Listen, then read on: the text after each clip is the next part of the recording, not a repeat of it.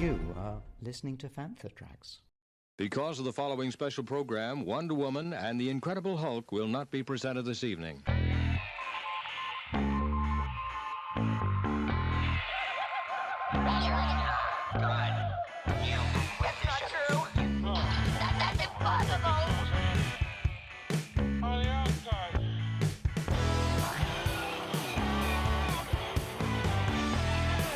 It's time to get all your Star Wars news in a single file. This is Making Tracks. Here are your hosts, Mark Newbold and Mark Mulcaster. That's not true. That's impossible. Greetings one and all, and welcome to Reaction Chat for Episode 7 of Star Wars Andor, brought to you by those freedom fighters at fanfatracks.com. We're now past the halfway point in the first season of this Rogue One prequel series, and the 7th episode of Andor takes on the daunting task of following up last week's action-packed conclusion to the heist storyline. In the episode titled Announcement, we start to see what the repercussions of Vel's planned Aldani heist is having on the galaxy, both at the personal and the impersonal level, with the Empire taking another step towards a totalitarian regime that suffocates the galaxy. Cyril Khan stops drowning in a cereal bowl of blue milk and misery and takes his first step back on the career ladder to greatness and vengeance. And we witness that even the proto-rebellion relationships are tested as Mon Mothma discovers that it was Luthen who masterminded last week's heist on Aldani. With not even a blaster fired, the 7th episode of Andor once again focuses on character and relationships, which for some isn't the Star Wars they signed up for. And joining me this week, and in fact every week for these reaction chats, is my good friend Mark Newbold. So Mark, let's start with a top-level question. What's your kind of overall thoughts on Episode 7? So I think coming off the back of Episodes 5 and 6, anybody who was complaining that this show was too slow were completely proved wrong, because 5 was the perfect lead into 6. 7 definitely felt like the bridging episode we thought it might be. Yeah. But because there wasn't the huge amount going on that there was in 6... again, it's easy pickings for people who are going to complain. It doesn't feel like Star Wars and blah, blah, blah. That said, we're on Coruscant. We've seen the ISB. There are stormtroopers. There's definitely, you see a Star Destroyer in atmosphere flying over Aldani. You know, there's lots of key Star Wars moments within this so far. I think, confidently say this was my favourite episode of the season so far. It's a strong episode, and you are right. I think it was Tony Gilroy even said this episode 7 is the bridge between, I suppose you'd say, the first act of Andor and like the second back end of the season. I haven't seen on Facebook, and that tends to be my litmus test these days for anything, because I daren't go on Twitter without, you know, a shield. Or a chaperone. Especially that, yeah. But yeah, so the litmus test is on Facebook. To be honest, there was a lot of people who are like, oh, if you don't like Andor, then you're not going to like this episode. But I thought it was great. Solid, a really good episode for the reasons that you said. And in fact, you know, we talked about, didn't we? I said at the end of, I think, last week's episode, I want to see more politicking from Mon Mothma. Yeah. And if I'd known we were getting this episode, I still would have said that last week. But I'm so glad I did, because I sat there really pleased, not only because we saw a bit more politicking, but we, really started to see a bit of speculation, which so far in this show, I haven't really kind of sat there and kind of gone, oh, could that do that and that? Whereas this one, I was like, I actually got a bit of speculation. I'm going to reserve judgment on what my favourite episode is until the end of the season. Although I haven't had chance to watch it more than once, a really clever way of tying up some of the first half storylines for now, but also pushing Andor into a real no-win situation now that he's getting carted off to prison. He seems quite settled on Namos, the beach resort world, like he's been there a while. The girl that he's with, Windy, great name. There's a relationship there. Maybe you knew her before. Maybe this is a new thing. It definitely, like you say, like Tony Gilroy said, this is the bridge between that first half of season 1 and what's going to come now, because it's good seeing Yularen again. Yeah. In that sequence, with the new actor behind him. So that was cool. That's always a cool throwback to what we've seen before. So you see Colonel Yularen lay down the law to the ISB. Taxes going up by a factor of 5. Anybody harbouring partisan activity, any sector harbouring that, is in big trouble. Local festivals are being closed down. Mm-hmm. The nuts and bolts of daily life for people all around the galaxy suddenly changes. We kind of saw that in Bad Batch when the Empire comes in the chain codes and all the sort of the paperwork that people needed. You couldn't get off planet without it. People were confused. So they're being clever in that you can trace the ratcheting up of the lockdown of society to a degree. Yeah. And now by getting rid of these local customs, it's almost like, okay, their excuse is it's harbouring illegal activity and covering rebellious thoughts. And is it that, you think the eye that we've just seen, that wouldn't be allowed to happen? They wouldn't allow those people to gather if that had happened. Everyone's being punished because it's happened there. The whole galaxy's being punished by it.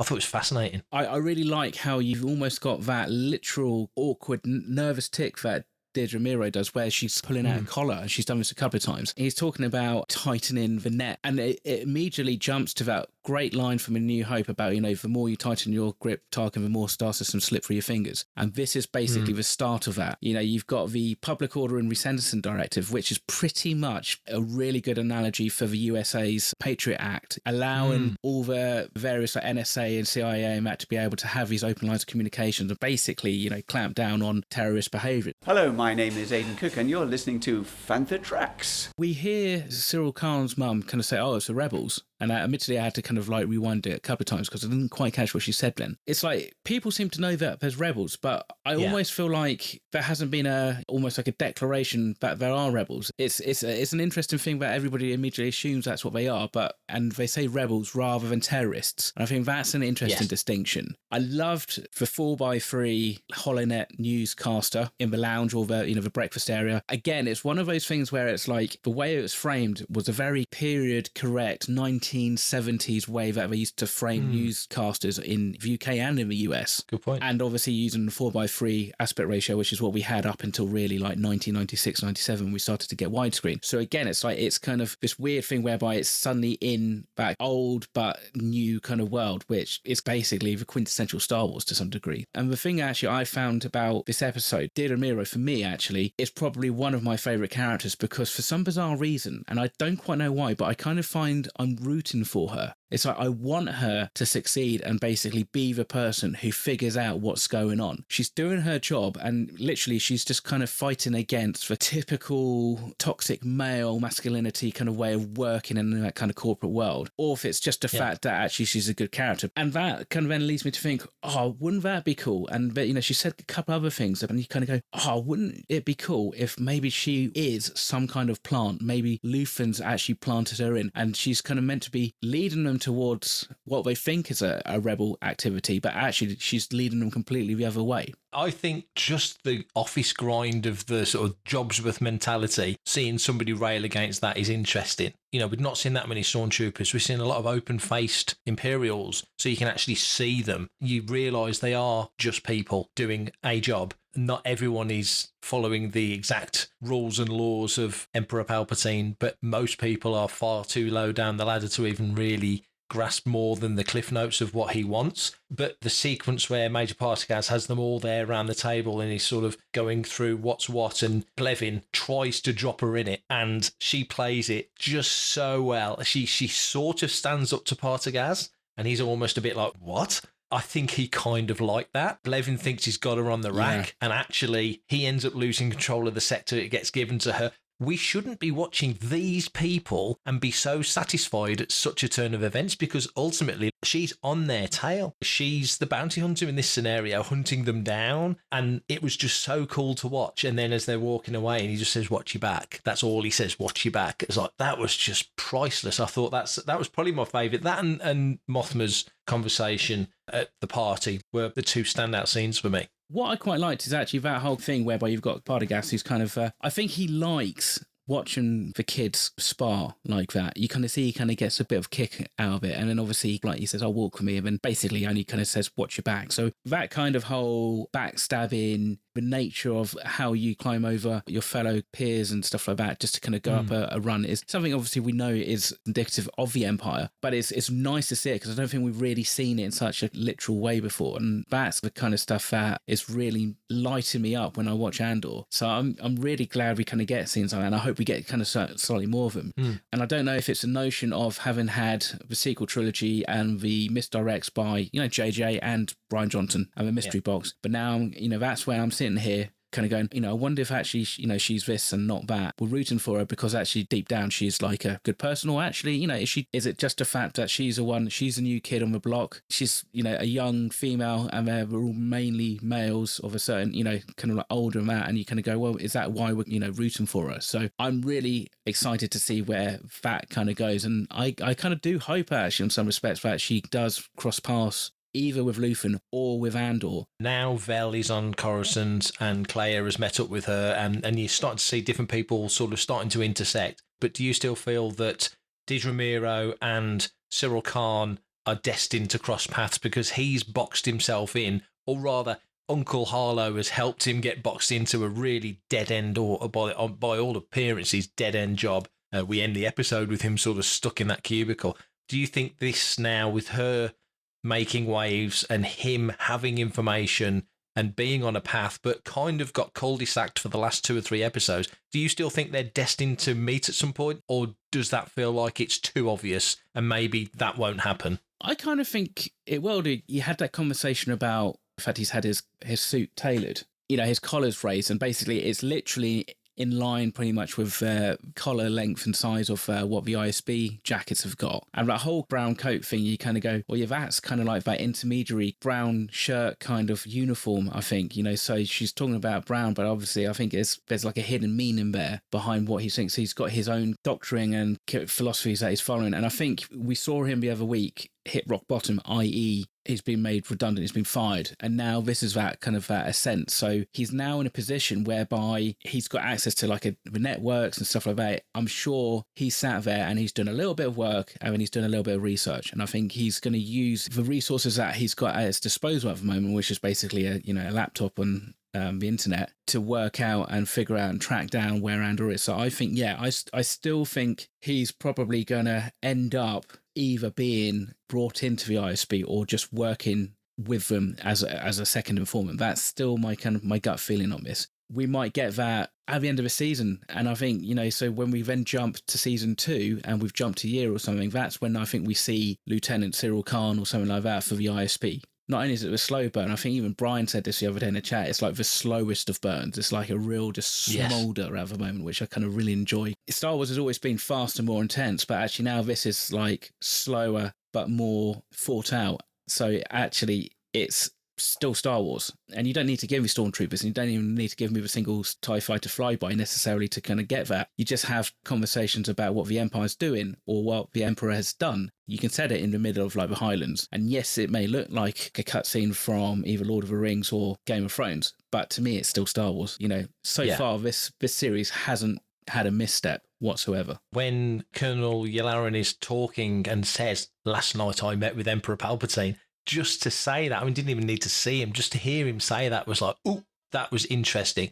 But the keystone moment, I'd say, of the episode was the party. Yeah. The whole thing that we've been building up to. We've known that Perrin has been talking about it, and Mothma wasn't overly thrilled. And Mothma's there with an old school friend, Tay Colmer, who I was convinced until he said the name that it was going to be Garm Bel Iblis from the old legend stuff, but hey-ho. I actually thought, is this Valorum? I thought he looks a bit like was it Terrence Stamp, who played Chancellor Valorum, the son of, or something. Yeah, something like that. I was just like, yeah, sorry, carry on. That whole sequence, the old school friends thing, the conversation, the secrecy of the way that they communicated, it just made me think. And I was on Good Morning Tatooine with Brian recently talking about this episode, and one of the things that kind of came out as we were talking it through was, I wonder, Luthen, that Luthen's expert at what he does. It's clear, he's covering up as a guy running a shop on Coruscant, but he's actually a rebel doing all the other stuff that he does, like going out to Ferrix and meeting up with Andor and stuff like that. And Claire, her front,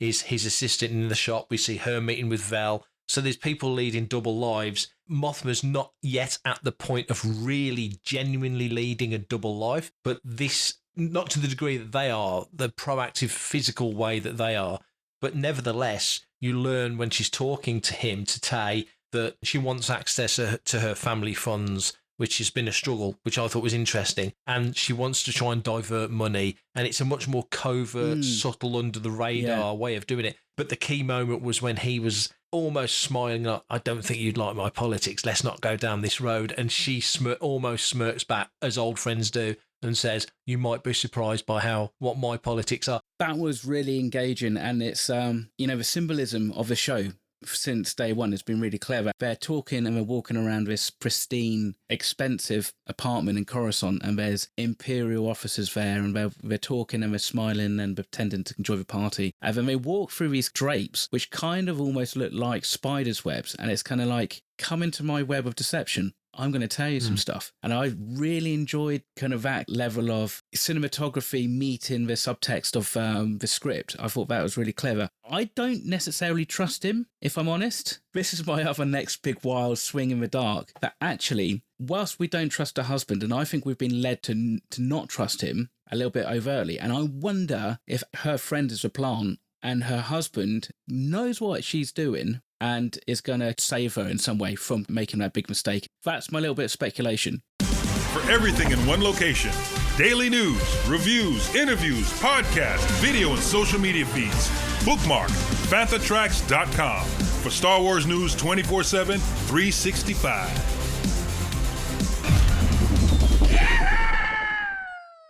When she goes to see Luthen and she's like, were you behind that heist and that one step too far for what she wants to do. She's trying to still help or like change the galaxy in the Senate arena through acts and laws and that to help specific people like the Gormans. And then you've got Luthen who's, no, we need to start to show people that they can stand up and survive without the Empire. It harkens back to that conversation that Mon Mothma has, she's telling Jin and people like that about Saw Gerrera and how extreme his kind of views are. He's gone too far in places, and I think they say that in Rebels as well as in Rogue One. And here she is, she's, the person that she's basically been supporting financially is now gone and he's overstepped a mark. So she's kind of like, she is the moral compass for the Rebel Alliance, or what's going to be the Rebel Alliance. But then you've got these other people who are like, that's great. However, that's not how you're going to save this galaxy. So again, that whole level of deception, she knows, they know her chauffeur is an ISB agent.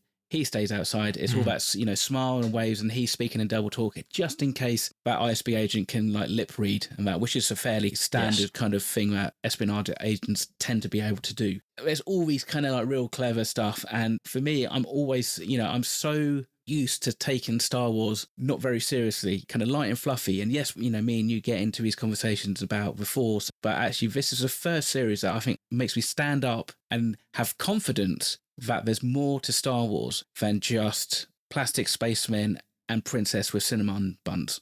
Yeah, it's definitely deeper and more involved. Again, it's a concern that this is still going to marry up to A New Hope, which is a kids' film. Yeah. So you've still got to get in. It's a bonus as well. But does it really? Still got to, I mean, like in some respects, surely for the first port of call is it's got to marry up to Rogue One, which marries up to A New Hope. But what I'm saying is that ultimately where this is going towards, Yavin and the Death Star, and that's the big end piece of this section of Star Wars history, isn't it? Whilst you've still got the deeper, more political and more adult kind of stuff, again, at the end you got, Windy, this lady, she's in bed and Cassian's supposed to be having a shower, and it's a bit more sort of grown up and real world adult type, clearly what they've been up to, no doubt about that. That's a real world thing. Mm-hmm. But to make Star Wars work in the framework of, let's say, A New Hope, you still need to see a Death Star. You still need to see Star Destroyers and TIE Fighters and all the things that people think they need to see in Star Wars all the time, which you don't, because if you did, you'd be bored of them. It's like Game of Thrones. If there's dragons flying around fighting in every episode, after a while, it's like, oh, the dragon show. You use them judiciously and they've got more power. So I've enjoyed every episode. Yeah. There's been no issues for me at all. There's not been an episode I've not walked away going, well, I've learned something new and I really enjoyed it, and everyone's a good actor and it's great performances and all the constituent parts are hanging together in this really well. But I can see how, especially when you get to season 2, it feels like it's really going to ramp up the intrigue, the deception, the action, the stakes, that when you get to Rogue One, that always felt like the Dirty Dozen. Yeah. What other team of rebels has ever put so much on the line as the Rogue One team? But, you quite possibly see in Andor that there were rebels that never had the high stakes, big profile moment that they did at Scarif, was just as brave. Clearly, so far, this must be my favourite episode, even though I said that I wasn't going to make judgments earlier. You've got Luthen's aide going and speaking to Vel, saying like, you know, she's got to do away with Cassian because he just knows who Luthen is. We see it at the beginning of Rogue One, don't we? We see Andor dispatch Tibbet kind of in a very similar kind of way. It's like, you're going to get caught. You're going to pass on all the contacts, details and all that stuff. Therefore, you're going to die. And it's kind of a similar kind of thing. Whereas maybe before we were kind of saying, oh, is Luthen the spy master that Cassian's going to learn from in a almost like a master Padawan way? I wonder if on some levels it's actually he's learning through experience by what Luthen's putting him through. Yeah. Rather than lesson 4. Don't let them see you bleed. Lesson 5, always have an escape route. But actually, it's like, I'm going to put you through the ringer. You can't trust anybody. Compartmentalise, compartmentalise, compartmentalise.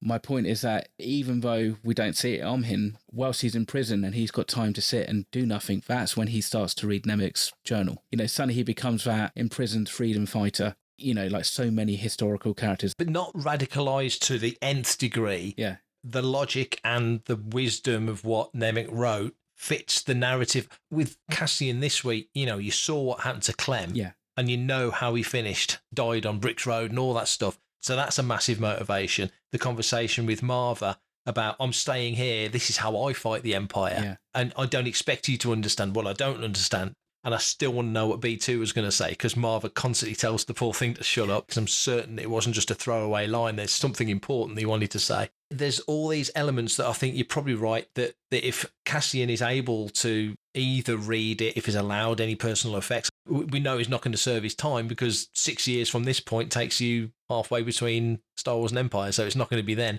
But you know what I'm saying? He clearly needs that manifesto to be in his head, because we're still quite a long way. We're further down the line, but we're still quite a long way from the guy in Rogue One who's totally in for the cause. At this point, Cassian is still foot in two camp. Yeah. You know, there's two types of freedom fighters, isn't there? There's those who see the injustice in the world because they see it like Mon Mothma from that position whereby she knows what is right and what's wrong. She's got the high-level view as a senator with a ton of money. I mean, maybe it's not necessarily the direct injustice for her, but with that Andor it is. We assume that from that flashback, that's where Clem gets arrested. He gets hung. Andor is arrested for getting an ice cream. You know, it's going to be the whole injustice of him being in prison. You grow a grudge. That's how it's going to work. It was an interesting way to finish the episode, literally on the beachfront. And it was good to see, because we'd heard a lot about Cleveland's, and some of the lads from the team had visited there all around the time they were filming and such. So there was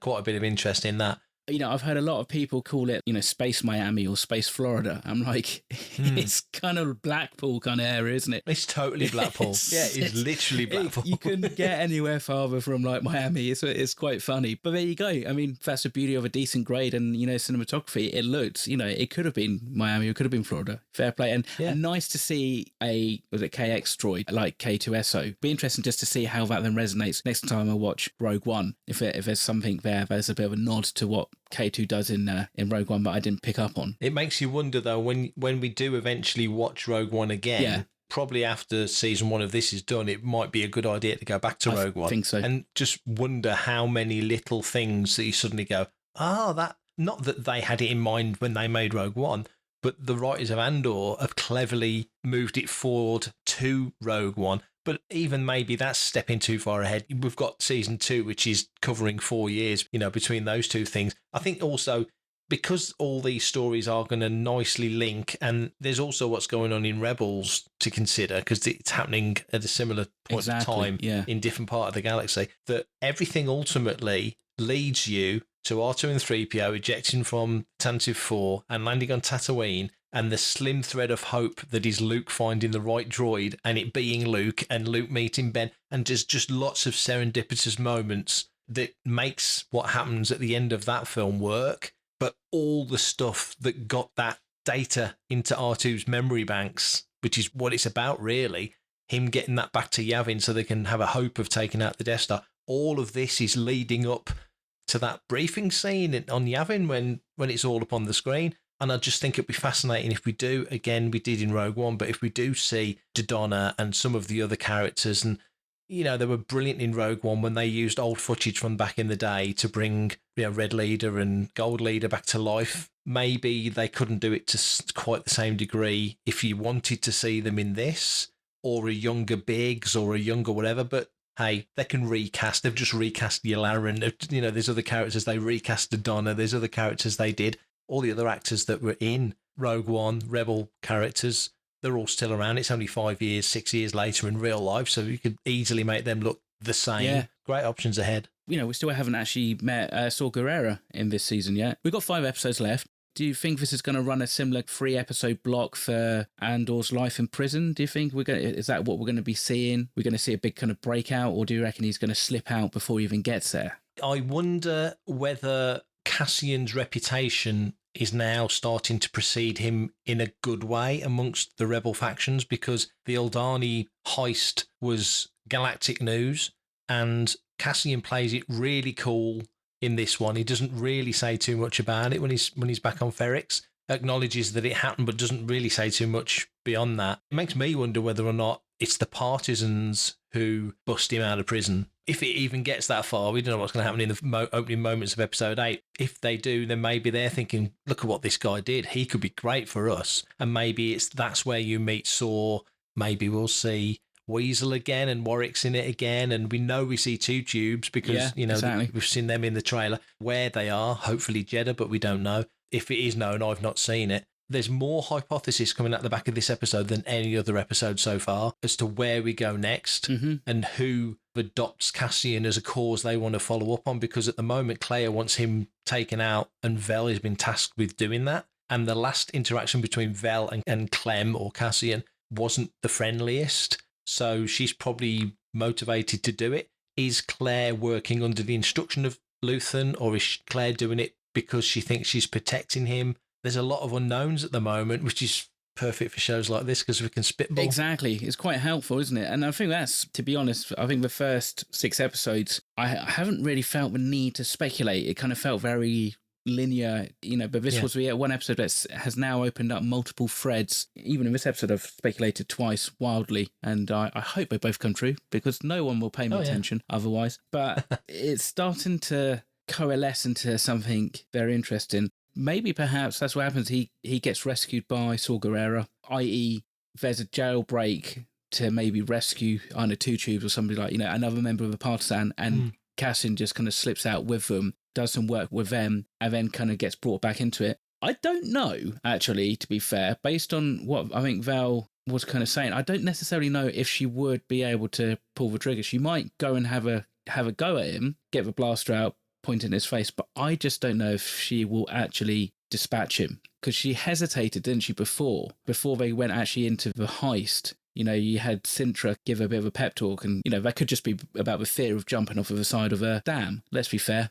It's a little bit nerve-wracking. However, it could just be she's kind of got the bluster, as it were, but actually when it goes to do some of these things, maybe she's not quite as strong as perhaps she tries to front herself as. Next week's episode, as we kick off the next batch, I think it's 3 and then sort of 2 to wrap up the first season. Yeah. I don't think we get season 2 until 2024 from what we understand. Yeah, going to be a long time. It's going to be that's going to feel like a long break, isn't it? It really is. But, I mean, there's plenty coming. Mando Season 3, Ahsoka, Bad Batch. We've got plenty coming before then. But nevertheless, I think next week's going to be really interesting, because the sooner we get Saw Gerrera into it, not that I'm in any rush, then it'll really start feeling Rebels, very Rogue One. And Rogue One. And you're right, Rebels as well, because that, he was in Rebels as well, so there's folding elements I don't there. actually mean the series, but I mean like actually the embodiment of Rebels, rather than this esoteric kind of like abstract notion of what Rebels are. But we know we've got a guy here who's got a clear way of dealing with stuff. So yeah, and I tell you what, if that means we get some real gratuitous violence on the screen, I'm well down for that. Here's me kind of saying I want to see bloodshed and everything else, but ultimately, it all has to come back down to A New Hope, and how they do that is going to be pretty tricky to walk back. However, I think so far they've done a really good job of balancing out and adding in that slightly more adult themes without necessarily kind of going too far away from what the whole kind of franchise is about. Thanks for listening to Making Tracks. If you want to be a part of the action and stay updated on all the latest Star Wars news, visit fanthatracks.com or check out the free Fanthatracks app for the App Store to follow us on your mobile device. You can reach out to us and send in your listeners' questions by emailing radio@fanthatracks.com. Comment, like and share on any of our social media feeds at Fanthatracks, and be sure to subscribe, leave a review, preferably a 5-star one, on Amazon Music, Audible, Apple Podcasts, Google Podcasts, Spotify, or your podcatcher or smart speaker of choice. And as always, thanks to James Semple for composing the Fanthatracks intro, Adam O'Brien for our Making Tracks opening music, and Mark Daniel and Vanessa Marshall for our voiceovers. Remember, tune in to Good Morning Tatooine. It's live Sunday evenings at 9 o'clock UK, 4 PM Eastern, 1 PM Pacific on Facebook and YouTube. And check out our Fanthatracks Radio Friday night rotation every Friday night at 7 PM UK time for new episodes of The Phantom from Down Under, Planet Leia, Desert Planet Discs, Start Your Engines, Collecting Tracks, Cannon Fodder, and special episodes of Making Tracks. And that's me done for this episode. Me and you will be back next week, but until then, stay safe, take care, and may the Force be with you. Coming up next on Fanthatracks Radio, it's Cannon Fodder. Oh,